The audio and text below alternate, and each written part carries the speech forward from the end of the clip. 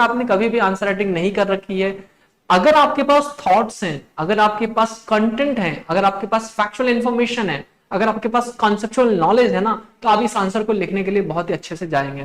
पर उस conceptual knowledge, fact plus जो भी डाटा हमारे पास है, इन सब डाटा को प्रेजेंटेशन में चेंज करना या फिर हम प्रेजेंट करना हमें आना चाहिए। प्रेजेंटेशन में सबसे ज्यादा इंपॉर्टेंट है whenever we show our thoughts and your content the front of the second person is whom?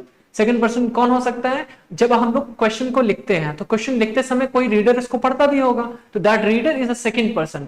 अगर हम किसी क्वेश्चन को बोल रहे हैं या हम किसी चीज को बोल रहे हैं, जैसे मैं आपके सामने बोल रहा हूं, तो मैं यहाँ पे फर्स्ट पर्सन हूं, लेकिन आप कौन है? Second person. तो I have to speak according to you so that you can easily understand it, right? Similarly अगर आप किसी आंसर को लिखते हैं तो you have to understand this thing at the time of writing. You have to take the mindset and you have to create a mindset of a second person, which can be an examiner. And also at the time of practice you have to think how the teacher are going to check this particular question. So हम यहाँ से start करते हैं। पहला question आपका, पहली slide पे हम लोग देखते हैं कि क्या इंपॉर्टेंट चीजें हैं क्या नहीं। तो answer writing is the first class आपकी जा रही है यहाँ पर, जो कि बहुत इंपॉर्टेंट क्लास होने वाली है आपकी आज की डेट में, ठीक है? इसको कॉपी पेन लेके बैठना है, अच्छे से लिखना है, प्लस मैं 10 सेकंड के लिए या 5 सेकंड के लिए स्टार्ट उठूंगा, जस्ट जल्दी से आपको स्क्रीनशॉट ले लेना है, ठीक है? आप 2-3 सेकंड के भी हो सकता है, आप लोग जल्दी से स्क्रीनशॉट ले लेना, ठीक है? Fine. We are moving towards first keyword, first thing जो हमें जानना बहुत जरूरी है, that is presentation of the answer. We have to know that, हमें जानना पड़ेगा ना कि प्रेजेंटेशन कैसे होता है आंसर को, मतलब कैसे हम सजावट रखें अपने क्वेश्चन को, आंसर को कैसे रखेंगे सजावट, इसको हम प्रेजेंट कैसे करेंगे, इन सबको जानने के लिए कुछ चीजों को जानना जरूरी है। जैसे हमें प्रेजेंटेशन करना है, प्रेजेंटेशन के लिए हमने अभी जस्ट बात की कि सेकंड पर्सन के माइंडसेट को समझना पड़ेगा, what is the importance and why we have to understand the examiner mindset and what is the importance of this particular question which you have to write. जो आपको लिखना है उस क्वेश्चन को समझना है, प्लस एग्जामिनर को माइंडसेट को समझना है। कैसे हम सेकंड पर्सन को माइंडसेट को समझेंगे तो सेकंड पर्सन मैनिपुलेशन होगा, उसके अंदर में बहुत सारी चीजें होंगी, जैसे हमने लिखा कुछ भी है ना, हमने अकॉर्डिंग टू द एग्जामिनर लिखा, राइट? तो हम लोग कहीं ना कहीं उसे मैनिपुलेशन एस्पेक्ट पे ला रहे हैं या हम उसे मैनिपुलेट करने की कोशिश करेंगे, कुछ ऐसे कीवर्ड्स, कुछ ऐसे वर्ड्स जो उस एग्जामिनर के लिए इंपॉर्टेंट हो। जैसे आज की डेट में जितने भी एग्जामिनर होंगे जो भी कॉपी लिखते हैं या चेक करते हैं, जो कॉपी चेक करते हैं, वो एक्चुअल में कितने एज के होते होंगे? लाइक अराउंड 40 to 60 ईयर के ओल्ड के, may be 35 to 60 year old के। तो ऐसे लोगों को बस आपको ये समझना है कि कैसे कीवर्ड्स का यूज कर ले सो दैट हम उन्हें कन्विंस कर सके टोटल ऑर्डर के अंदर। टोटल ऑर्डर बहुत सारी होती है, इस पे आगे से समझते हैं हम लोग, पर टोटल ऑर्डर में बहुत सारी चीजों में जैसे उनकी जो एक्सपीरियंस्ड है, वो ऐसे कुछ कीवर्ड जो उनकी टाइम पीरियड में, आप खुद सोच के देखो 35 to 60 ईयर के एज के लोगों को कौन सी चीज ज्यादा चीजें अच्छी लगती है, तो ऐसे कीवर्ड को यूज करना आना चाहिए। तो इसका सिंपल एग्जांपल मैं दे रहा हूं कि आपको समझना पड़ेगा सेकंड पर्सन का माइंडसेट क्या है। अगर माइंडसेट समझेंगे तो हम लोग उस आंसर को अच्छे से लिखने की कोशिश करेंगे। अगर हमें नहीं पता कि सामने वाला बंदा कौन है ना, तो हम लोग कुछ भी लिख सकते हैं। अगर हमें पता है एग्जामिनर ही है और एग्जामिनर ही हमें नंबर देने वाला है, तो we have to write according to examiner only, right? तो एग्जामिनर के बारे में समझना जरूरी है।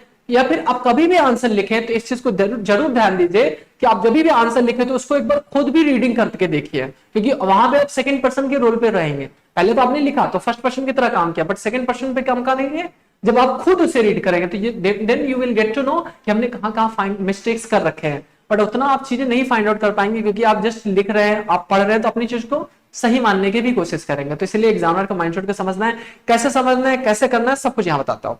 यहाँ देखिए, हम समझते हैं कि एक सेकंड पर्सन का माइंडसेट लिया हमने, कहा चूजमेंट ऑफ द वर्ड, ऐसे कुछ वर्ड्स लेने हैं जो कि एग्जामिनर के लिए इंपॉर्टेंट है, विच कैन बी, जैसे कुछ इंपॉर्टेंट है, जैसे आप जाते हैं 35 to 60 ईयर के जो ओल्ड एज के लोग होते हैं, उनको बहुत ही फ्लेक्सिबल वर्ड्स चाहिए। जैसे कि हम बात करें, अगर रिलीजन कल्चर की बात करें तो जैसे कस्टम जैसे रिलेटेड वर्ड हो, ऐसे वर्ड्स को ले सकते हैं। अगर रिलीजन जैसे वर्ड्स के हों, लीजन वैसे वर्ड्स कैसे लेंगे, कैसे करेंगे, इसको हम लोग आगे क्लास में बहुत अच्छे से देखेंगे। बट हमें यहां समझना है कि कैसे कैसे फैक्टर के ऊपर हमें कीवर्ड्स चूज करने हैं। देखो, चूजमेंट ऑफ द क्वेश्चन क्या होता है? हमें ऐसे वर्ड्स को चूज करने हैं जो किसी चीज को मैनिपुलेट कर सके। मैनिपुलेट किसको करना है? Second person, that is reader, who they are reader. हमें समझना है कस्टम, रिलीजन, ऐसे बहुत सारी चीजें जो फैक्ट है प्लस जो कॉन्सेप्ट पे डिपेंड करती है, राइट? हमें बहुत सारे अगेंस्ट नहीं जाना है, हमें बहुत सारी जगह पे अगेंस्ट नहीं जाना है। किनके? हम हो सकता है आप बहुत सारे सोशल मीडिया इन्फ्लुएंसर हो सकते हैं, बहुत सारी चीजें आप लोग अपनी तरीके से बोलते हो, but at the time of writing the answer for the UPSC and UPPSC we have to understand the demand of the examiner's mindset, है ना। हम ऐसे ही कुछ नहीं लिख सकते, हमें पता है कि सोशल मीडिया ऐसे ऐसे ऐसे है, but we have to write according to the examiner so that examiner थोड़ा सा खुश हो जाए, तो आपको नंबर देने के लिए आगे बढ़े, है ना। तो आगे देखते हैं हम लोग। डायरेक्टिव्स आपको समझना पड़ेगा, जब भी हम पहले नंबर पे प्रेजेंटेशन करते हैं तो we have to understand what is the directive of the question. Directive of the question is what? Directive of the question is something which is related to कि हम किस डायरेक्शन में लेके जा रहे हैं, हमारा डायरेक्शन पता होना चाहिए, ये कब करेंगे, ये पहले माइंडसेट बना के चलना, आगे हम आते हैं कि इनटू कैसे होता है, कैसे होगा बॉडी, कैसे होगा कंक्लूजन, सजेशन, सब कुछ।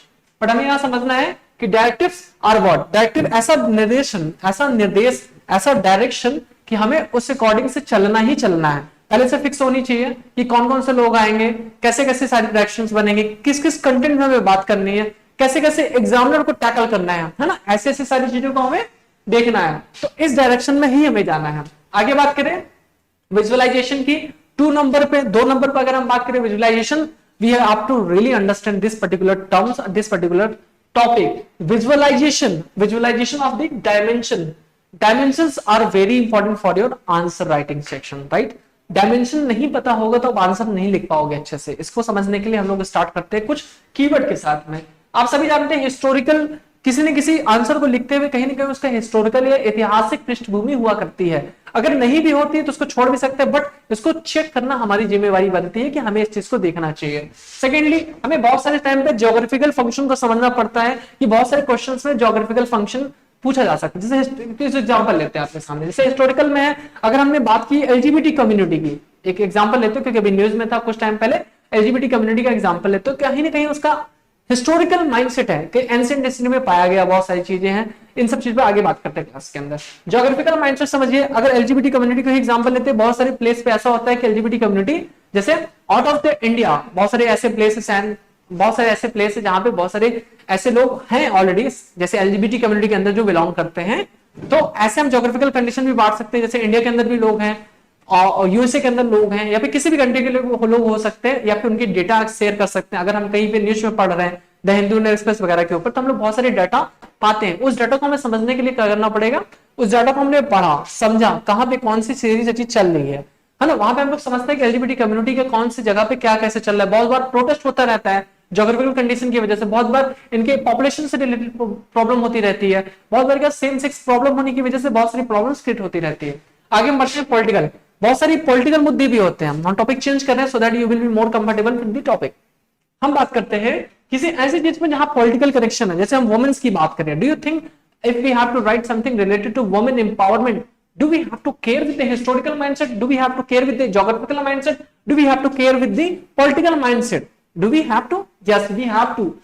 क्यों करना पड़ेगा वुमेन्स के लिए? क्योंकि हमें पता है हिस्टोरिकल कहीं ना कहीं बहुत सारी चीजें हैं। अभी भी जानते हैं नॉर्दर्न इंडिया के अंदर अभी भी पैट्रियार्कल सोसाइटी या फिर पितृसत्तात्मक सोसाइटी को पाया जाता होता है, राइट, ऐसा है ना। प्लस सेकेंडली, अगर हम सदर्न इंडिया की बात करें तो वहां भी आज के दिन में मैटरिकल सोसाइटी या मातृसत्तात्मक राज्य को देखा जाता है, ये सब आपको पता होगा।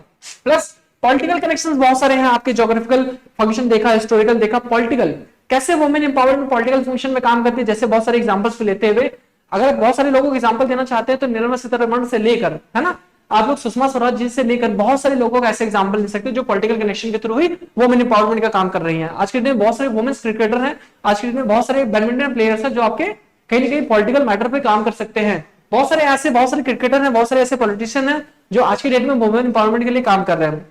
आपके अगल बगल में देख सकते हैं बहुत सारे आंगनबाड़ियां हो सकते हैं, बहुत सारे, अभी गवर्नमेंट के थ्रू भी ऐसा काम किया गया पॉलिटिकल मैटर्स के अंदर। जब भी कोई ग्राम प्रधान हुआ करेंगी वहां पे वुमेन्स की बात होती है ज्यादातर, राइट। ये कहीं ना कहीं वुमेन एम्पावरमेंट की बातें करती है पॉलिटिकल सेक्शन के अंदर। इकोनॉमिकल फंक्शन की बात करें, कहीं ना कहीं हम सभी जानते हैं there are around 50% population of women in India और ऑल ओवर द वर्ल्ड। आप सभी जानते हैं कि 50% पॉपुलेशन जो है आपकी वुमेन्स होती है ना। इसको बोलते हैं half of the population of the world is a women, और you can say like a female.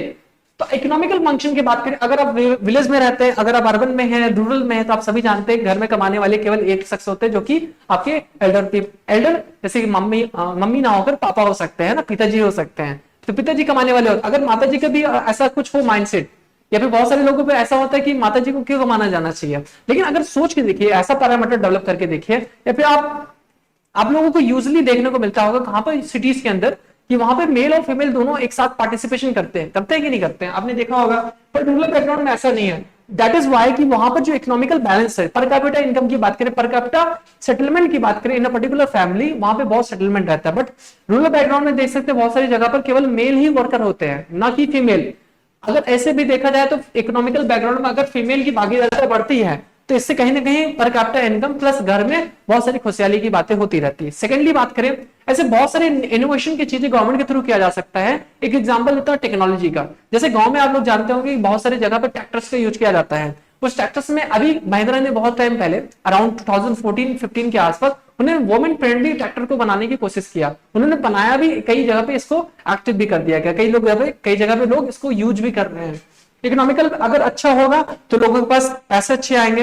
अगर दोनों लोग अगर अच्छे से मेहनत करेंगे, वुमेन्स की बात कर रहा हूँ, वुमेन एम्पावरमेंट की बात कर रहा हूँ, उस फैक्टर की बात कर रहा हूँ। Ethical, do you think the women empowerment has some ethical connections? ऐसा है, आप सोच के देखिए कैसे। मेनी टाइम्स हम क्या सोचते हैं कि जो वुमेन्स होती है ना, उनका एथिकल कनेक्शंस कैसे होना चाहिए।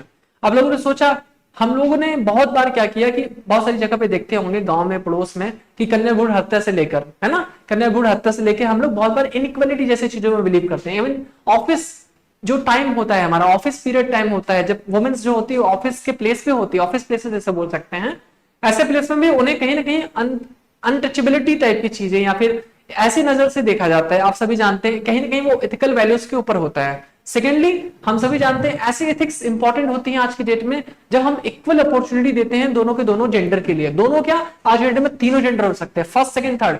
First gender male, second gender female, third gender is LGBT community, जो कि आप आगे क्लास में थोड़ा सा मैं छेड़ूंगा भी आज। प्लस हम देखना चाहेंगे प्रैक्टिकल, कहीं ना कहीं वुमेन्स का, वुमेन एम्पावरमेंट का प्रैक्टिकल यूज भी है। आप लोगों ने देखा होगा, आप वुमेन एम्पावरमेंट के क्वेश्चंस को ले रहे हैं तो। प्लस आपने देखा होगा, अगर हम बात करें तो किसी और क्वेश्चन के बारे में बात करते हैं, जैसे हमने कहा एग्रीकल्चर से रिलेटेड टॉपिक की बात कर रहे हैं। अगर हमें यहाँ पे प्रैक्टिकल यूज को समझना है कि प्रैक्टिकल कैसे अप्रोच होता है, तो हमें समझना पड़ेगा क्या सच में जमीन पे, जो जमीनी स्तर पे जो चीजें हैं एग्रीकल्चर से रिलेटेड, है ना, उस चीज को क्या हम अपने आंसर में देख सकते हैं, सोच सकते हैं, थॉट को क्रिएट कर सकते हैं उस पर्टिकुलर मैटर में। अभी देखा सब लोगों ने कि अभी सब लोगों ने देखा कि फॉर्म लॉस की बातें हो रही थी, राइट। फॉर्म लॉस को गवर्नमेंट ने लाया, गवर्नमेंट ने एक्टिव किया, बट फिर भी फार्मर्स के बहुत सारे प्रोटेस्ट वगैरह हुए। इस वजह से क्या हुआ, वो बैकग्राउंड में उतरा नहीं। हम लोगों ने प्रैक्टिकल अप्रोच को नहीं देखा, हम लोगों को प्रैक्टिकल अप्रोच को भी देखना है, कैसे जमीन हमारी मां समान होती है। गांव में भी देखेंगे तो बहुत सारे किसानों के लिए जमीन is just like a mother. तो हमें समझना पड़ेगा कहने के प्रैक्टिकल एस्पेक्ट को भी। अगर हम एग्रीकल्चरल लैंड की बात कर रहे हैं तो, अगर हम फॉर्म की बात करें, अगर हम फॉर्म लॉस की बात कर रहे हैं तो, राइट। एग्रीकल्चर एक तो ऐसी भी चीजें हैं कि हम लोग समझते हैं कि agriculture is a very important for all over the world. अगर हमारे पास एग्रीकल्चर जैसी चीजों से बहुत सारी चीजें प्रोड्यूस नहीं होगी, जैसे आप सभी जानते हैं वेजिटेबल है ना, बहुत सारी वेजिटेबल की बात कर सकते हैं, एग्रीकल्चर के अंदर आते हैं कि नहीं आते हैं, है ना। आप लोग खाना नहीं खाएंगे, आप लोग सब्जी नहीं खाएंगे, तो एग्रीकल्चर से रिलेटेड ही चीजें हैं ये, ठीक है। आगे देखते हैं ग्लोबल। आप सभी समझते हैं, अगर वुमेन्स की बात करें, एलजीबीटी कम्युनिटी की बात करें, एग्रीकल्चर की बात करें, सभी ने कहीं किसी न किसी कॉन्सेप्ट में ग्लोबल पर्सपेक्टिव को देखने का मौका मिलता है, या ग्लोबल डायमेंशन देखने का मौका मिलता है। अगर हम बात करें एलजीबीटी कम्युनिटी का, कहीं ना कहीं ग्लोबल पर्सपेक्टिव को आपने कई बार न्यूज में पढ़ा होगा, कई बार आप लोगों ने न्यूज़पेपर में देखा होगा। प्लस अगर हम बात करें वुमेन एम्पावरमेंट की, तो आपने ग्लोबल फंक्शन के अंदर बहुत सारे ग्लोबलाइजेशन के अंदर देखा होगा, वुमेन्स की पार्टिसिपेशन के बारे में बात होती है। इवन आपने अगर एग्रीकल्चर की बारे में बात किया होगा, बहुत सारी ऐसी मूवीज भी आज के डेट में आती है which is into the agricultural reforms. And even also बहुत सारी आज की डेट में मूवीज है, आप फाइंड आउट कर सकते हैं नॉर्दर्न इंडिया के अंदर, सदर्न इंडिया के अंदर, Tollywood, Bollywood, whatever you are going to easily find out movies related to the agriculture. Even how imaginary, अगर हम कोई बात करें कोई क्वेश्चन के बारे में, बहुत सारे, अगर हमें कुछ चेंजेस लाने हैं सोसाइटी के अंदर, we have to create imaginary thought for that. As such कि जैसे हमने वुमेन्स के लिए सोचा, जैसे हमने फार्मर के लिए सोचा, या एग्रीकल्चर के लिए सोचा, या फिर हमने सोचा एलजीबीटी कम्युनिटी के लिए, राइट। तो हम लोग एक इमेजिनरी एक फंक्शन भी डेवलप कर सकते हैं, जो वुमेन एम्पावरमेंट कैसे कर सकते हैं। अगर गवर्नमेंट चाहती है कोई नया स्कीम बनाना, तो कहीं ना कहीं इमेजिनरी फंक्शन काम करता है। अच्छा, वुमेन्स के लिए हम ऐसा कर देंगे तो कुछ अच्छा हो सकता है, कहीं ना कहीं इमेजिनरी फंक्शन ही है ना, तो हमें आंसर लिखते समय भी इस इमेजिनरी फंक्शन को काम करना है। इवन एग्रीकल्चर के लिए भी हमें सोचना पड़ेगा, कैसे, जैसे आप लोगों ने जानते होंगे कि बीटी ब्रिंजल वगैरह की बातें हो रही है, राइट। कहीं ना कहीं साइंटिफिक टेम्परामेंट की वजह से कहीं ना कहीं लोगों ने इमेजिनरी बेस्ड बनाया होगा कि ऐसे से ज्यादा प्रोडक्टिविटी हो सकती है, एक्सेट्रा एक्सेट्रा। कई लोग जानते हैं agriculture is also very important. अगर हम बात करें इमेजिनरी फंक्शन के अंदर एग्रीकल्चर कैसे हो सकता है, आज की डेट में जितने भी टेक्नोलॉजीज हैं, it is just because of imagination of the person who are into the thinking how we can make agriculture better. तो आगे हम बढ़ते हैं इंटरेक्टिव के लिए। कई बार क्या होता है, at the time of writing answer we have to understand who they are, who is going to check the questions, check the answer, or who they are going to read the answer. So we have to interact with the answer, we have to interact with the examiner, we have to interact with the reader. So we have to interact with the reader so that we play a role at the time of reader, at the time of reading from the reader. जो हम लोग क्या करते हैं, जब हम लोग लिखते हैं तो हमें उस समय ऐसा समझना है कि ये इंटरेक्टिव क्लास को बना दे। जैसे इंटरेक्टिव क्लास है, वैसे इंटरेक्टिव शीट को बनाना है कि हमने ऐसे लिखा, do you believe in this, yes या नो। आप ऐसे लिख दिए तो आप एग्जामिनर को कन्विंस कर रहे हो वहां पे इंटरेक्टिव बनाने की, बट वो आंसर है आपका, do you believe in this, yes या no, but I believe in this, yes I believe in this. तो वो इंटरेक्टिव टाइप की चीजें डेवलप होना स्टार्ट होगी। वैसे बहुत सारे एग्जाम्पल पड़े हम आंसर राइटिंग की क्लास में बात करेंगे। हम चाहते हैं आज आपको बेसिक आइडिया मिल जाएगा इस क्लास के अंदर, जो कि छोटा होने वाला है बट बहुत ही इंपॉर्टेंट और बहुत सारी प्रोडक्टिव होने वाली है। We have to understand one more thing which is very important. अगर हम फंक्शन की बात कर रहे थे, sorry we were talking about visualization and dimension. इस डायमेंशन में हमने 2 डायमेंशन समझा, हम अभी आ रहे हैं तीसरे डायमेंशन के अंदर। We have to understand the religious aspect also. अगर हम वुमेन्स की बात कर रहे हैं, राइट, अगर हम वुमेन्स की बात कर रहे हैं, एग्रीकल्चर की बात कर रहे हैं, राइट, अगर हम बात कर रहे हैं एलजीबीटी कम्युनिटी के बारे में, राइट, 1 सेकंड, अगर हम बात करें एलजीबीटी कम्युनिटीज के बारे में, राइट, तो हमें इन तीनों फंक्शन में समझना पड़ेगा क्या वुमेन से रिलेटेड रिलीजियस एस्पेक्ट हो सकता है, क्या एग्रीकल्चर से रिलेटेड भी बहुत सारे रिलीजियस एस्पेक्ट होता है। आप लोगों ने गांव में देखा होगा कि बहुत बार हमारे यहाँ पे बहुत सारे एग्रीकल्चर प्रोडक्ट होते हैं, तो हम लोग पूजा पाठ बहुत सारी चीजें करते रहते हैं, कहीं ना कहीं कनेक्शन है, कहीं ना कहीं बहुत सारी बार क्या होता है कि रिलीजियस एस्पेक्ट को मानते हैं, जैसे बारिश से रिलेटेड है, कुछ रेनफॉल से रिलेटेड, तब भी हम लोग सोचते हैं कहीं ना कहीं भगवान वगैरह चीजें हैं। प्लस हम लोग समझते हैं LGBT community is also related to God gifts type of thing. कई लोग एलजीबीटी कम्युनिटी के भी खुद से बात होंगे ना, होते ही हैं, तो कहीं ना कहीं उनका भी कनेक्शन कहीं ना कहीं रिलीजियस एस्पेक्ट से देखा जा सकता है। केवल अगर हम लोग अदर किसी भी रिलीजन से बिलीव करते हैं, अगर हमारे यहाँ पर ऐसे आस पड़ोस में कोई चीजें होती है, we do discrimination with the LGBT community because that is not in the favor of religion, so that we do always suppress people who do not believe in a opposite sex marriages. They believe in same sex marriages. So we have to understand the scientific temperament of what women's. Do you believe that there should be a scientific temperament of a woman? There should be a scientific temperament with the woman. And even do you think the scientific temperament in the agriculture? Yes. And do you think the scientific temperament should be the LGBT community? Yes. That is why we have a new laws. We have removed 377 section, right? आगे बात करें natural, क्या natural से related कोई dimension बन सकता है women's के लिए? Yes, it is a natural process and there are multiple things which we can say in a natural parameters. We will talk in later, but you can easily imagine this thing. Natural, how the agriculture is related to natural dimension. We are talking about the dimension only. We are talking about the dimensions only. हम अभी हैं 3 number के dimension पे, right? Religious देखा, scientific देखा, natural. कैसे natural related आपके LGBT community से related? Yes, they have a natural gendership, right? हमें ये सब को समझना है, हम डायमेंशन की बात कर रहे हैं केवल, राइट? हम लोग अच्छे से और भी चीजें देखेंगे। Why do you think that the futuristic approach can be with the women? Why do you think the futuristic approach can be with agriculture? Why do you think the futuristic approach with the LGBT community also? ऐसा है ना, क्या हम futuristic approach ऐसा नहीं कर सकते women's का? तो व्हाई डू यू थिंक ऐसा आपको क्यों सोचते हैं, ऐसा आप क्यों सोचते हैं? व्हाई डू यू थिंक ऐसा आपको इसलिए सोचना पड़ेगा? Because there is a lots of opportunity, lots of imagination which is required to be fulfilled. Futuristic approach देखेंगे at the time of writing answer. We have to understand past experiences. देखो हम यहाँ पे 3 एग्जांपल ले रहे हैं केवल, which is related to women, agriculture, LGBT community.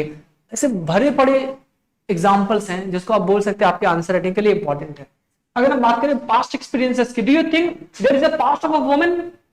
We must have heard it, we must have learn it, we must have read it also.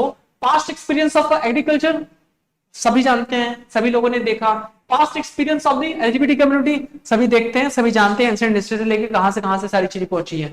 Even आप लोग जानते हैं कि टेम्परामेंट, एक वुमेन टेम्परामेंट की चीजें होती है जिसे बोल सकते हैं जोड़ होता है। जैसे कि आज के डेट में बहुत सारी जगह पे चल के आ रहा है फेमिनिज्म।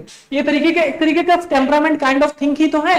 इवन सेकंड, अगर हम बात करें एग्रीकल्चर, क्या इसमें ऐसा टेम्परामेंट है? बहुत सारे लोग क्या होते हैं आज की डेट में, अब न्यू जनरेशन जो है ऐसे कोर्सेज लेना चाहती है कि जो एग्रीकल्चर से रिलेटेड हो। ऐसे बहुत सारे बीएससी के, एमएससी के कोर्सेज हैं, ऐसे बहुत सारे बीटेक डिग्रीज हैं जो कि एग्रीकल्चर में भी काम करते हैं। इवन टेम्परामेंट बात करें केवल एलजीबीटी कम्युनिटी के भी, सोच के देखो कहीं ना कहीं उनका भी टेम्परामेंट ही होगा, कहीं ना कहीं उनका भी ऐसा टेम्परामेंट माइंडसेट हुआ होगा कि हम भी ऐसा कुछ करना चाहिए। That is why LGBT community is demanding a separate marriage acts, क्योंकि हिंदू के अंदर नहीं सेट हो रहे हैं, ये यहाँ पे नहीं सेट हो रहे हैं, मुस्लिम के अंदर सेट नहीं हो रहे हैं, है ना।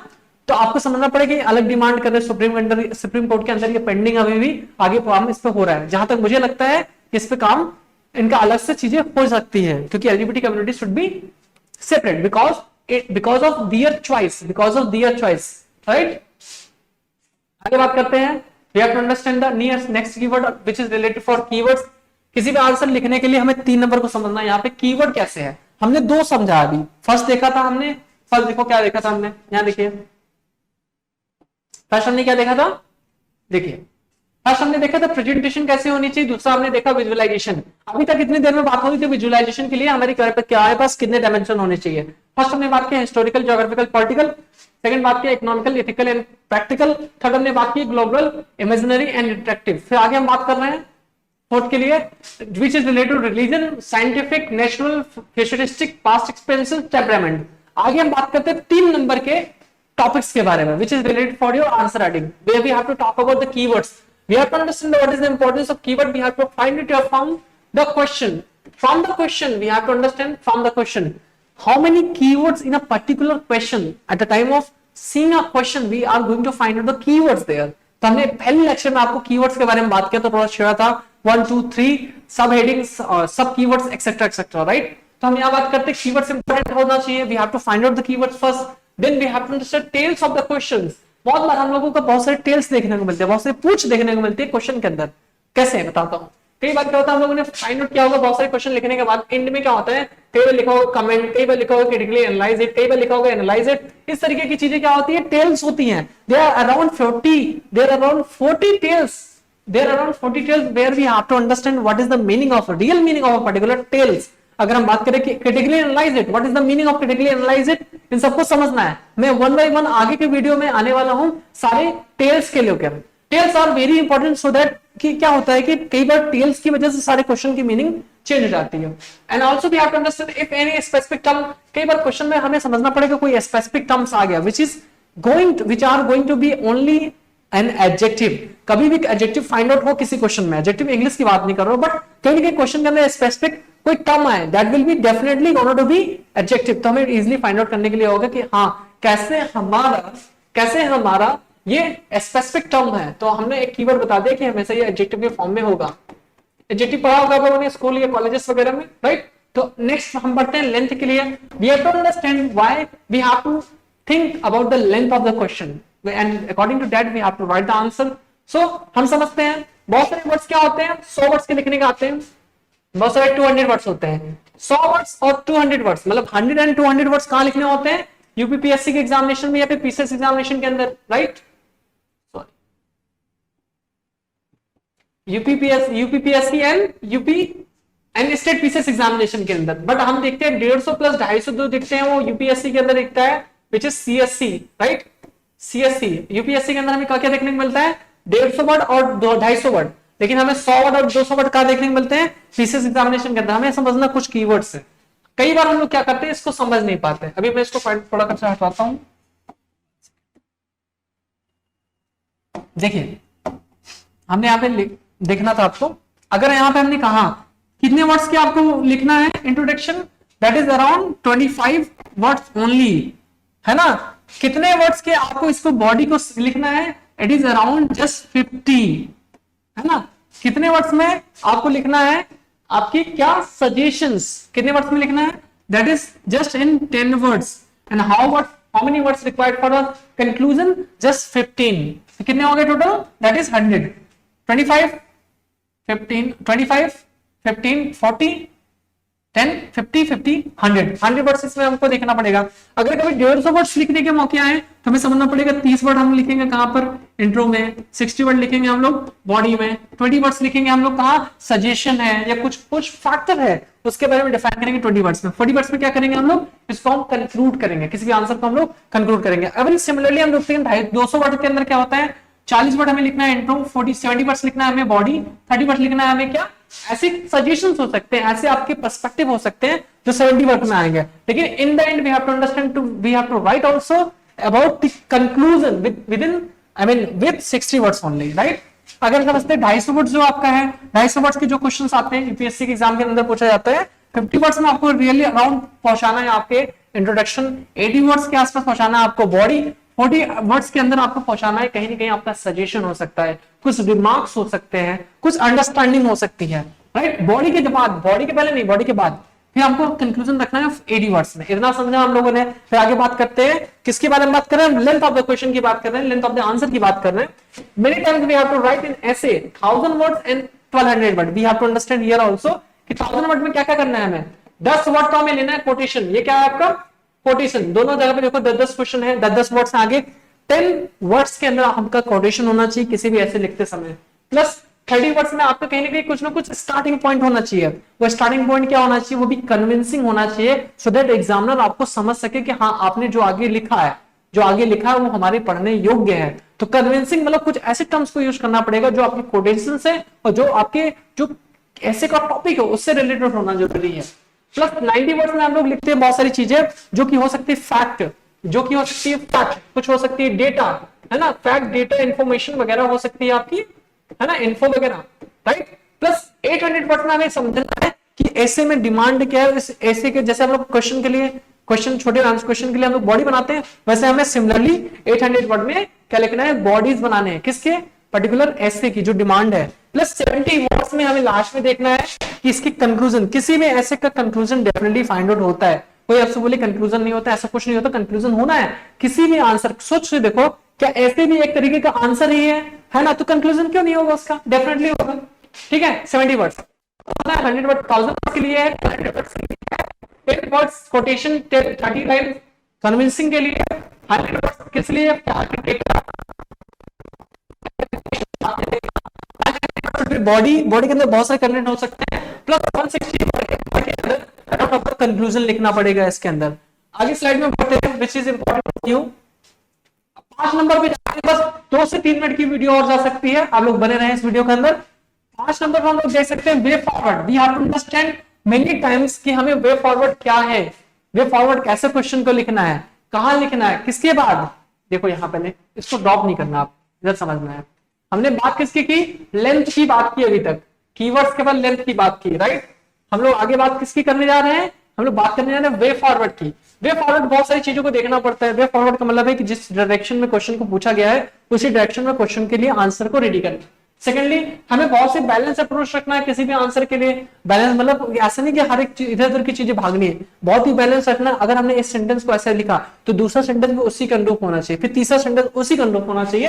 That is what the balance approach for that. Bounded, we have to be bounded with the particular topic, जिस टॉपिक में हमें लिखना है we have to be bounded there. Many time it happens, बहुत बार क्या होता है कि हम लोग इस टॉपिक से दूसरे टॉपिक पर छलांग मार जाते हैं। दैट इज राइट और wrong, that is completely wrong.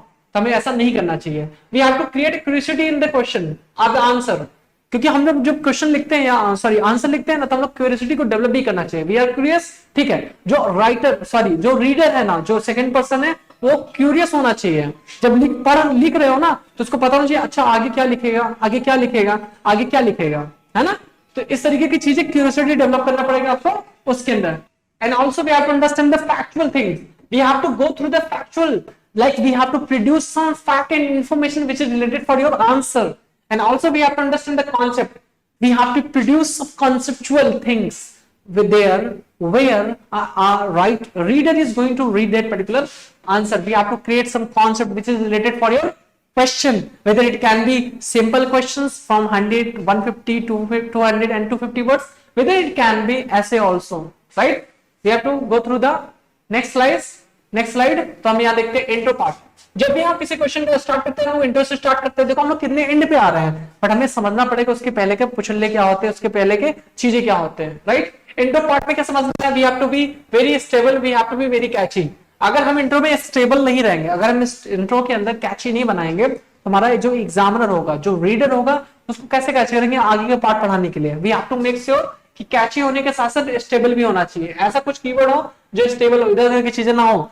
आप जो चीजें लिखना चाहते हो वो शुद्धता तरीके से लिखना है, मतलब स्पष्ट लिखना है, मतलब क्लियर लिखना है, प्लस हमें कैची बनाना है। कैची कैसे हो सकता है, कुछ ऐसे वर्ड्स को यूज करना है। मैं कैची वर्ड्स के बारे में बात करूंगा आगे की क्लास में कि कैसे कैची वर्ड्स काम करते हैं आपके उसके अंदर। प्लस हम लोग जानेंगे स्टेबल कैसा होता है। देखो इंट्रो में मैंने आपसे पहले ही कहा कि अगर आप पहले वर्ड्स को अगर कन्विंसिंग नहीं डालोगे, कन्विंस करना पड़ेगा। कन्विंस किसको करना है, रीडर को।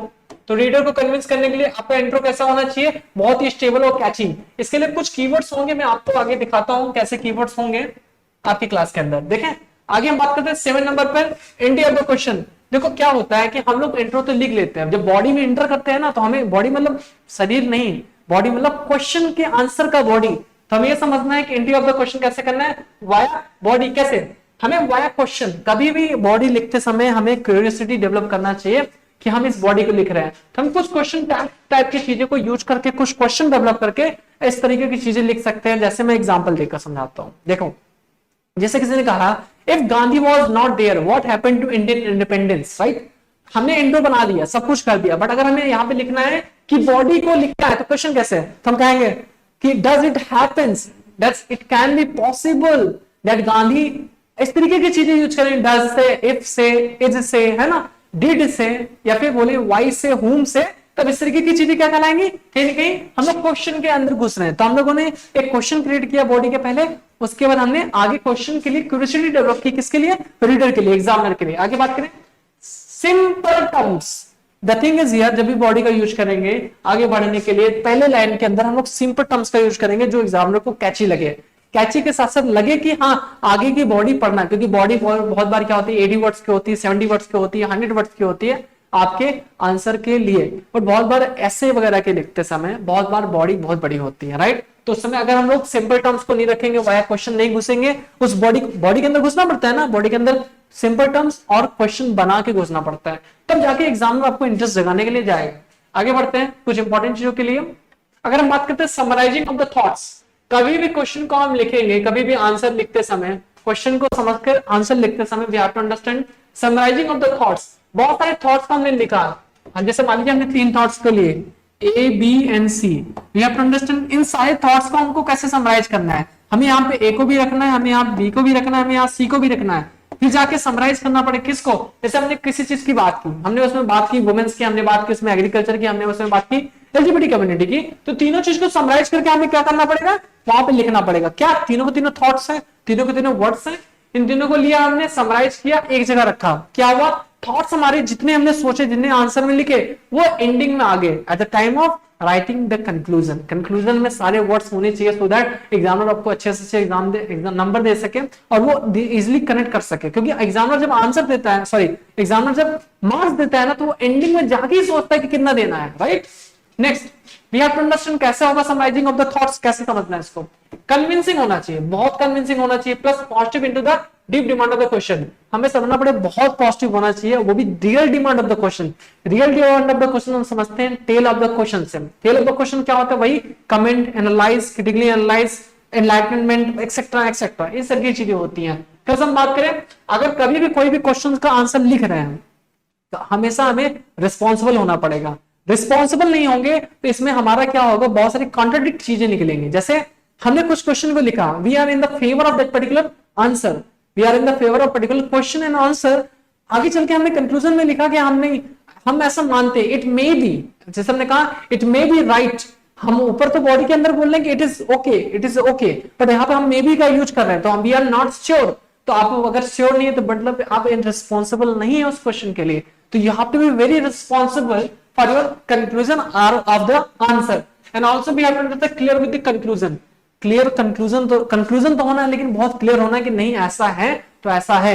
Do not use the terms like may be और इट कैन बी और इट इज प्रोबेबल और it has some chances. Do not use this type of thing in a particular conclusion. Next हम देखते हैं conclusive suggestions के बारे में। कई बार क्या होता है, लोग सजेशन को भी देखते हैं, कंक्लूसिव होना चाहिए, ऐसा सजेशन जो कंक्लूसिव हो। ऐसा ना हो कि सजेशन दे दिया, कंक्लूजन उसका है ही नहीं है, उसका सर है, धड़ नहीं है, धड़ है तो पूछ नहीं है, इस तरीके की चीजें नहीं होनी चाहिए, राइट। कंक्लूजन सजेस्टिव होना चाहिए, सजेशन कैसा होना चाहिए, कंक्लूसिव होना चाहिए। कैसे? Favour of the government. कभी भी कोई बात हो, कोई भी टॉपिक दुनिया में आ जाए, जैसे वुमेन से रिलेटेड, किसी मान लो महात्मा गांधी जी से रिलेटेड है, मान लो किसी इलेक्ट्रिसिटी से रिलेटेड है, मान लो किसी इंपॉर्टेंट व्हीकल से रिलेटेड है, मान लो किसी पर्टिकुलर जेंडर से रिलेटेड है, मान लो किसी particular agriculture form loss, supreme court, high court, what ever it can be, always favour the government. ऐसा नहीं है कि अगर अभी करंट में कोई गवर्नमेंट चल रही है, मैं किसी का नाम नहीं ले रहा हूं, बट अभी जो करंट में गवर्नमेंट चल रही है, इस गवर्नमेंट के लिए आपको समझना पड़ेगा कि हम इसके कहीं ना कहीं हम इन्हीं को सर्व करने जा रहे हैं, राइट। हम ऐसा नहीं कर सकते। इसका मतलब ये नहीं कि हम जो प्रीवियस गवर्नमेंट आ चुकी है, चलो नाम लेके देखते हैं, बीजेपी की जो गवर्नमेंट है ना, बीजेपी की गवर्नमेंट को हम लोग वैसे भी नहीं बोल सकते, क्योंकि कहीं ना कहीं हमें गवर्नमेंट के लिए काम करना है। इसके पहले की जो सरकार हुआ करती थी कांग्रेस, इसके पहले की कांग्रेस ने बहुत सारी चीजें किया, बहुत अच्छा काम किया, बहुत वैसे काम किया जो आप लोगों को लगता है अच्छा नहीं है। बहुत बार क्या हुआ कि बीजेपी ने बहुत अच्छा काम किया, बहुत बार आपको लगता है बीजेपी ने अच्छा काम करके भी अच्छा काम नहीं किया। ऐसी सारी चीजें होती रहती है, राइट। अगर हम कभी भी आंसर को कैची करना चाह रहे हैं, कभी भी आंसर को कंक्लूसिव सजेशन देना चाहते हैं, तो we have to favour the government. अगर कोई कहता है मान लीजिए कि हमारा 1775 कि 1774 इमरजेंसी ऑफ इंडिया किस ईयर में हुआ, अब इसको फाइंड आउट करो। 1975, it was my fault, it is 1975। We have to understand, अगर वहां पे ऐसा कुछ कांग्रेस गवर्नमेंट के अंदर हुआ 1975 के अंदर की इमरजेंसी लग गया, ये लग गया, वो लग गया, तो कहीं ना कहीं कांग्रेस की कहीं ना कहीं कुछ प्रॉब्लम्स है। ऐसा कुछ नहीं है, that is the situation of the particular area, situation of particular demand. ऐसी सारी चीजों को हमको समझना है, ऐसा क्यों कांग्रेस के अंदर हुआ। ऐसी बहुत बार होती है कि जैसे अभी नोटबंदी हो गया है ना, मोनेटाइजेशन हुआ कि डिमोनेटाइजेशन हुआ, इसको बोलते हैं डीमोनेटाइजेशन, है ना। डीमोनेटाइजेशन मतलब नोटबंदी को कर देना। तो डीमोनेटाइजेशन कहीं ना कहीं गवर्नमेंट के लिए अच्छा है या हमारे लिए अच्छा है, कई लोगों के लिए प्रॉब्लमेटिक चीज होगी, तो कहीं ना कहीं हम लोग लिख सकते हैं ये रॉन्ग है, बट फिर भी हमें राइट करना है, हमें गवर्नमेंट को फेवर करना है, हमें ये बोलना है कि नोटबंदी वॉज अ गुड, मतलब demonetisation was a good, it has a real impact. हाँ, इसका कुछ प्रॉस एंड कॉन्सेस हो सकते हैं, इसको कुछ नेगेटिव या पॉजिटिव चीजें हैं, तो नेगेटिव को भी गिना सकते हैं, but we should not have to favour that. We have to understand the government is the important thing, जहां हमें समझना है कि किसी भी गवर्नमेंट को हमें अनफेवर नहीं करना है, हमेशा फेवर करना है। We have to understand the practical and scientific temperament there. We have to understand practical and scientific thing in a conclusion. जो भी कंक्लूजन हो प्रैक्टिकल होना चाहिए, बहुत ही क्या होना चाहिए, साइंटिफिक होना चाहिए। नहीं ऐसे कुछ भी डाल दिया, ऐसे कुछ नहीं डालना, बहुत ही practical and scientific. We have to understand welfare of the society. अगर हम यूपीएससी की तैयारी कर रहे हैं, यूपीपीएससी की तैयारी कर रहे हैं, एमपीपीएससी की तैयारी कर रहे हैं, कि अभी हम लोग बीपीएससी की तैयारी कर रहे हैं या यूपीपीएससी की बात कर रहे हैं या फिर आरएएस की तैयारी कर रहे हैं, वी हैव टू अंडरस्टैंड कभी भी हम किसी भी चीज की तैयारी कर रहे हैं तो हमें वेलफेयर के बारे में ही बात होती है। वेलफेयर मतलब क्या होता है, कल्याणकारी की चीजों की बात होती है, कल्याणकारी सोसाइटी की बात होती है, कल्याणकारी कल्याणकारी समाज की बात होती है। तो welfare society is the ultimate aim of any of the government, ultimate aim of the any of the government which is required a necessity of being something। जैसे क्या होता है कि बहुत बार वेलफेयर सोसाइटी के अंदर हम लोग ऑफिसर क्यों हैं, ऑफिसर लोग अगर हैं, अगर आप लोगों की रिक्वायरमेंट है या ऑफिसर ऑलरेडी है, क्यों है, कहीं कि वेलफेयर ऑफ द सोसाइटी के लिए। कहीं कहीं बहुत सारी स्कीम्स आती हैं, किसके लिए आती हैं स्कीम्स, कहीं कहीं वेलफेयर सोसाइटी मतलब ऐसी चीजें करना जो बहुत सारे फैक्टर्स है उसमें। वेलफेयर सोसाइटी के अंदर केवल वुमेन्स नहीं आती, केवल एल्डरली पीपल नहीं आते, वेलफेयर सोसाइटी के अंदर हम और आप भी आते हैं, ऐसे भी लोग आते हैं जो बिजनेसेस करते हैं, इवन ऐसे भी लोग आते हैं जो बैंक में जॉब करते हैं, ऐसे लोग भी आते हैं जो प्राइवेट जॉब करते हैं, ऐसे भी लोगों को वेलफेयर सोसाइटी के अंदर रखा जाता है। इवन बहुत सारी स्कीम आती है, ऑफिसर्स होते हैं, इवन हमें बहुत सारी चीजों के साथ साथ एक चीज और समझने की जरूरत है, इन सबको वेलफेयर सोसाइटी के अंदर हमें देखना है क्या।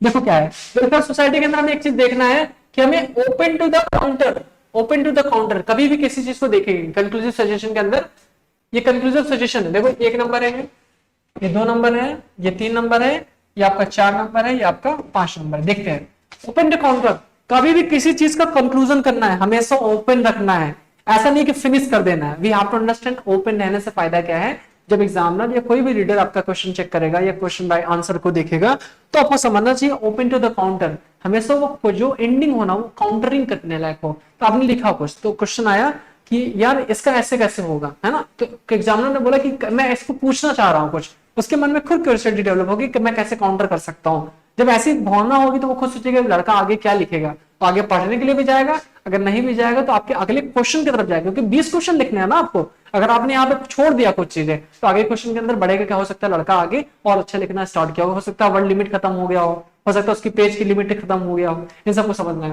Plus do not and the answer, कभी भी क्वेश्चन को एंड नहीं करना है until you touch the boundary which is way forward. We have to understand way forward concept. Way forward ऐसी चीजें हैं कि जहां हम लोग पूरी तरीके से ओपननेस तरीके से होते हैं, हमें फिनिश तो कुछ नहीं करना है बट एंड भी कुछ नहीं करना है, सॉरी ना ही फिनिश करना है, ना ही एंड करना है, ना ही ओपन छोड़ना है। क्या करना है देखो, वे फॉरवर्ड में क्या करना है, हमें रीराइट द क्वेश्चन। कई बार क्या होता है हम लोग को आंसर लिखते लिखते लिखते इतना नीचे पहुंच जाते हैं हम लोग क्वेश्चन ही भूल जाते हैं। ऐसा एग्जामिनर के साथ भी हो सकता है, आपको आंसर के लिए जब नंबर देंगे तो भूल जाएंगे क्वेश्चन ही क्या था। ऐसा कई बार क्योंकि 2-3 पेज में हो जाता है, कई बार क्या होता है 2-1.5 पेज में हो जाता है, तो हमें लास्ट में वे फॉरवर्ड में लिख देना है कि रीराइट द क्वेश्चन। जैसे रीराइट द क्वेश्चन पूरा नहीं, कुछ टैग्स डाल सकते, कुछ कीवर्ड, जैसे महात्मा गांधी से रिलेटेड हमने यहाँ डाल दिया महात्मा गांधी, हमने डाल दिया प्रोटेस्ट, और हमने डाल दिया कुछ इंपॉर्टेंट चीजें जो उस क्वेश्चन से रिलेटेड है, टैक्स डाल दिए। फिर हमें समझना है फाइंड रिमार्क, इसको बोलते हैं फाइनल रिमार्क। हमें कुछ फाइनल रिमार्क देने हैं कि वे फॉरवर्ड के अंदर क्या क्या कैसी चीजें हो सकती है, क्या क्या चीजें क्वेश्चन में बताई गई है, क्या क्या चीजें आंसर में है। फाइनल रिमार्क का मतलब है कि हम जितनी भी चीजें आंसर में लिख रखे हैं उसको छोटा सा शॉर्ट नोट्स बना के फाइनल रिमार्क को हम लोग डालते हैं, जो कि हो सकता है according to you, according to government and only positive, always positive, according to government, according to you. आगे बढ़ते हैं, आगे समझते हैं हम लोग कुछ क्वेश्चन के बारे में। जैसे हमने कहा था एलजीबीटी का हमें एग्जांपल लेने वाला है, एलजीबीटी कम्युनिटी के बारे में समझते हैं। यहाँ पे थोड़ा सा समझने की बात यह है कि हमने यहाँ पे डायमेंशन को चेक करने की कोशिश किया कि सो दैट आप थोड़े से कन्विंसिंग हो जाए। कैसे, अगर हम बात करें हिस्टोरिकल बैकग्राउंड के बारे में, और सभी जानते हैं सेक्शन 377 आईपीसी की जो धारा है सेक्शन 377, जिसको क्या किया गया है सितंबर 6, 2018 को क्या किया गया है, नॉट एन ऑफेंस। किसने कहा ये चीज, सुप्रीम कोर्ट ने कहा। कैसे कहा इन्होंने, कुछ इनके 7 जजेस बेंच हुआ करते थे, राइट, 5 जजेस बेंच है इनके, 5 जजेस बेंच ने मिलकर कहा कि दिस इज स्टक डाउन। 377 को इन्होंने स्टक डाउन कर दिया, मतलब पूरी तरीके से खत्म कर दिया। और प्लस अगर हम बात करें कहीं ना कहीं इसके हिस्टोरिकल फंक्शन को समझते हैं, एंशिएंट हिस्ट्री में इस चीज को देखा गया है कैसे एलजीबीटी कम्युनिटी वगैरह की चीजें हुई। आगे क्लास में सब चीज पढ़ाएंगे आपको। 2013 में बहुत पहले, अभी कुछ टाइम पहले वो 2014 में प्रोटेस्ट हुआ था, बट उसके बाद प्रोटेस्ट हुआ था अराउंड सितंबर 6, 2018 में फाइनल वर्डिक्ट आया सुप्रीम कोर्ट का, बट उसके पहले भी प्रोटेस्ट चल रहा था। 2013 में कुछ चीजें हुआ। इसके पहले बढ़ते हैं कि first protest in the history of India, first protest happened 11 अगस्त 1992। 1992 को 11 अगस्त के दिन पहली बार इंडिया के अंदर एलजीबीटी कम्युनिटी के द्वारा पहली बार प्रोटेस्ट किया गया। इवन इसके पहले भी एक चीज हुई थी जो बोल सकते हैं कि इंटरनेशनल मार्केट के अंदर, इंटरनेशनल कंट्रीज के अंदर या नेशनल अदर कंट्रीज के अंदर 1981 में एक न्यूज आया कि भूपेन खागर नाम के एक एलजीबीटी कम्युनिटी जो थे, एलजीबीटी कम्युनिटी के राजा हुआ करते थे, उनके ऊपर एक न्यूज है कि 1979 में इन्होंने इंग्लैंड को विजिट किया। उस टाइम पे क्या हुआ था कि इन्होंने बहुत सारे एलजीबीटी कम्युनिटी से रिलेटेड बहुत सारे विवाद को, बहुत सारे अपने राइट्स के बारे में बात किया। वो टाइम था 1979, न्यूज में आया 1981, तो 1981 कुछ लोग मानते हैं, कुछ लोग मानते हैं 1971, सॉरी 1979। ज्योग्राफिकल कंडीशन को समझना पड़ेगा। हमने केवल डायमेंशन की बात की है, किसकी बात की हमने, डायमेंशन की, जो हमने आगे बात किया था पहले नंबर पे, सेकंड नंबर पे सॉरी, तो हमने देखा था कि कुछ डायमेंशन की बात किया था। हिस्टोरिकल बैकग्राउंड में हम लोग हिस्टोरिकल बैकग्राउंड देख सकते हैं। 377 क्या होता है, सितंबर 6, 2018 को क्या हुआ, सुप्रीम कोर्ट ने ऐसा किया। मैं आपको पढ़ा नहीं रहा हूँ, मैं आपको हिस्टोरिकल टच दिखा रहा हूँ, ठीक है। ज्योग्राफिकल कनेक्शन क्या होता है, कंट्रीज, बहुत सारी कंट्रीज में कहां से कौन से लोग डिमांड करते हैं, एलजीबीटी कम्युनिटी का कहां रोल ज्यादा है, कैसे कैसे ये लोग काम कर रहे हैं, कहां लोग ज्यादा हैं, कैसे जगह ज्योग्राफिकल कंडीशन बनते हैं, जैसे जैसे ज्योग्राफिकल कंडीशन में लोग हुआ करते हैं। पॉलिटिकल कनेक्शन के बारे में समझते हैं। क्या आपको समझते हैं कि एलजीबीटी कम्युनिटी का कोई ना कोई पॉलिटिकल कनेक्शन है? बहुत सारी जगह पे देख सकते हैं, बहुत सारे ऐसे आपके एमपीज विभाग हैं जो ऑलरेडी कहीं ना कहीं एलजीबीटी कम्युनिटी से बिलोंग करते हैं, है ना। अपने इंडिया में होंगे तो ठीक है, नहीं तो कुछ बाहर के लोग भी अदर कंट्रीज से फाइंड आउट करते हैं। आप इजीली फाइंड करना है एलजीबीटी कम्युनिटी या एलजीबीटीज इन पॉलिटिकल सिस्टम, तो आप इजीली फाइंड आउट कर लोगे इसे। इकोनॉमिकल बैकग्राउंड की बात करें, कहीं ना कहीं इकोनॉमिकल बैकग्राउंड एलजीबीटी कम्युनिटी से रिलेटेड होता है, क्योंकि कहीं ना कहीं ये लोग ऐसे अच्छा काम कर जाते हैं जो कि एक साइंटिफिक टेम्परामेंट के थ्रू इकोनॉमिकल बैलेंस या इकोनॉमिक को मजबूत करने की कोशिश करते हैं। और कई फैक्टर्स हो सकते हैं एथिकल, इनके कहीं ना कहीं एथिकल वैल्यूज हुआ करते हैं, कहीं ना कहीं इसका प्रैक्टिकल एस्पेक्ट भी है, कहीं ना कहीं इसका ग्लोबल एस्पेक्ट भी है एलजीबीटी कम्युनिटी के अंदर, कहीं ना कहीं इमेजिनरी बेस्ड भी बहुत सारे क्वेश्चंस, बहुत सारे फैक्ट्स, बहुत सारे कॉन्सेप्ट निकलते हैं एलजीबीटी कम्युनिटी से, जो कि आगे क्लास में किसी आर्ट एंड कल्चर के टॉपिक्स में कभी छेड़ा जाएगा। इंटरेक्टिव क्लास, इंटरेक्टिव चीजें होती है, कहीं ना कहीं गवर्नमेंट और एलजीबीटी कम्युनिटी के बीच में इंटरेक्शन जब होता है, या एलजीबीटी कम्युनिटी के थ्रू कई कई बार बहुत सारे ऐसे ग्लोबल लेवल पे जाके बातें होती हैं। आगे हम बात करते हैं कुछ चीजों की। देखिए इसी एलजीबीटी कम्युनिटी से रिलेटेड आप सभी जानते हैं कि रिलीजियस फैक्टर भी इंपॉर्टेंट है, इस पर बोलने की जरूरत नहीं, religious factor is always a matter in that particular matter. Scientific temperament, कहीं ना कहीं साइंटिफिक टेम्परामेंट की वजह से सुप्रीम कोर्ट ने ऐसा डिसीजन लिया कि ऐसा ऐसा होना चाहिए इन 2018। अगर बात करें नेचुरल जस्टिस की बात करें, या नेचुरल पैरामीटर की बात करें, natural demand of the society की बात है, कहीं ना कहीं एलजीबीटी कम्युनिटी की रिक्वायरमेंट कहीं ना कहीं एक पर्टिकुलर जेंडर के लिए, जिसे हम थर्ड जेंडर बोल सकते हैं। आगे हम बात करें फ्यूचरिस्टिक अप्रोच, इसमें कहीं ना कहीं फ्यूचरिस्टिक गोल जरूर है, कहीं ना कहीं फ्यूचरिस्टिक माइंडसेट जरूर है। आपको ये समझना पड़ेगा at the time of writing the answer, we have to understand past experiences, जितने भी पास्ट एक्सपीरियंसेस एलजीबीटी कम्युनिटी से रिलेटेड है, we have to understand, we have to write the things, and also we have to understand the scientific temperament और any kind of temperament which is related for the LGBT community, right? So we are concluding here, we are going to meet in the next class. Thank you class.